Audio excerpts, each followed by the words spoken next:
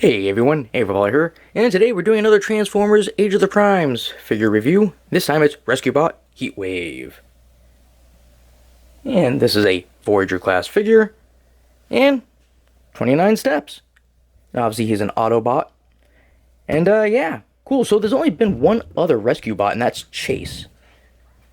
For some reason I think of Marshall from Paw Patrol when I look at this guy. And also, he reminds me of, oh, I can't remember the name. They did, Transformers, Prime. I can't remember his name. He's the green guy.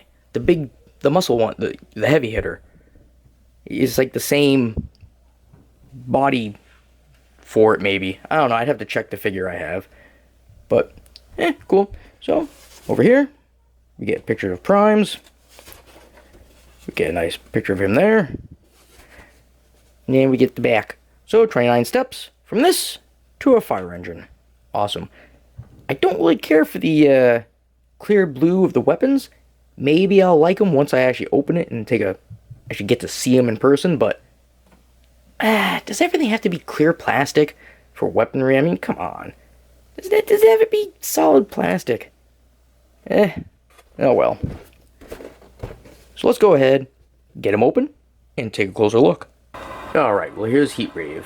And instructions. So it has that nice looking blue-green. And for accessories, he's got a ladder. We got water cannon. And yeah, this is just supposed to go in his hand. Whereas in the show, his hand turned into the gun. Meh. And then we get the axe. Again, his hand was supposed to turn into this, but it's just one that you fit in his hand. Alright, and this is him holding everything. So again, it's supposed to look like his hand turned into that. But they didn't do that with the axe, just... okay. And then we got the ladder on the back. And the ladder also acts as storage. You just got the weapons go right on there. Alright, so he is a retooling of Legacy Bulkhead. Couldn't believe I couldn't remember that. Of course, once I saw the figure, I was like, oh yeah, I know his name. But, so, cool. I mean, he doesn't really look like he does from the show. They did what they do, and they did this. He should have a smaller body. I mean, the truck looks like it actually resembles how it kind of did on the show, but in robot form, no. I mean, they got the head, they kind of did okay, which actually light tunneling. I was quite surprised by that. I haven't seen one in a long time that they had light tunneling. But I mean, definitely you can tell he's a fire truck. Not bad. He's got all his wheels. Ones on his shoulders, not so. Now, with mine, it seems his left knee is kind of loose, but his right knee is actually very stiff. It's like they overcompensated in one. I don't know. So we get the clear blue plastic for the windshield here. He's got, oh my god, yeah, don't hold him by the leg down there. He's just going to tip over. So he's got reds, yellows, blues, some silver, gray, black for the wheels. And he's got Autobot symbol right there.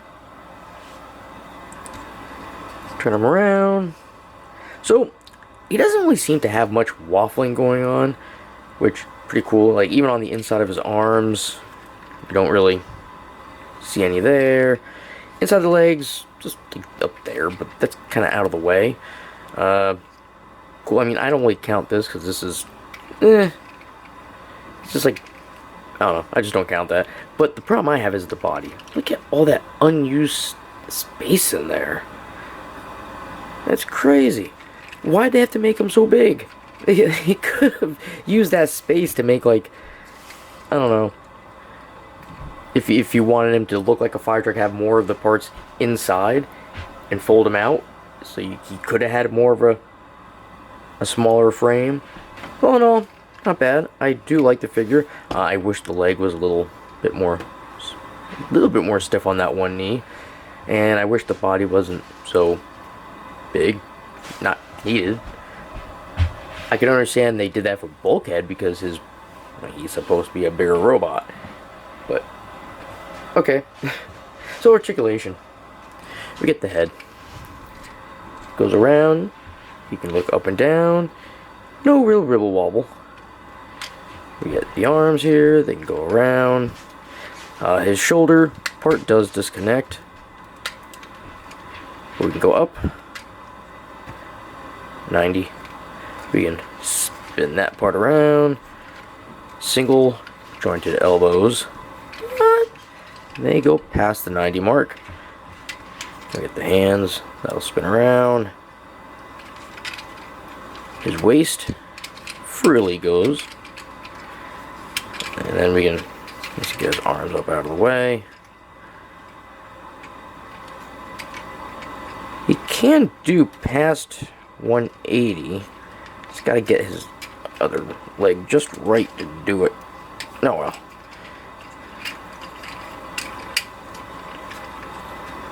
Forward 90. Back almost. We can spin this around. We can bend a single jointed knee. Then we get the feet. Ah, geez, he's coming apart as I'm doing this. Get back together. Alright. So you can move the toes and the heel independently. You can move them together and they go in. Alright, I'm going to turn him into a fire truck and then we'll take a look at that.